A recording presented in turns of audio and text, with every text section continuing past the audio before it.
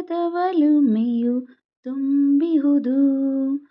ಹಾಲಿನ ತೊರೆಯು ಸಕ್ಕರೆ ಮಳಲು, ಜೇನಿನ ಹನಿಯು ಅಲ್ಲಿಹುದು. ಪುಣ್ಯಕೋಟಿಯ ಬದುಕಿನ ಚರಿತೆಯು ಜನಪದದಲ್ಲಿ ಮೂಡಿಹುದು. ಸಂಚಿ ಹೊನ್ನಮ್ಮನ ಹದಿಬದೆ ಧರ್ಮವು ತಳತಳ ಅದರಲ್ಲಿ ಹೊಳೆಯುವುದು.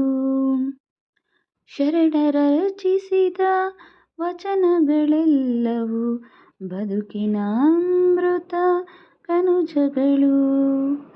ದಾಸರ ನುಡಿಯಲಿ ಅರಳಿದ ಚೆಲುವು ಕನ್ನಡದೊಲುಮೆಯ ಹವಳಗಳು. ಬನ್ನಿರಿ ಮಕ್ಕಳೇ ಕನ್ನಡ ಕಲಿಯಿರಿ.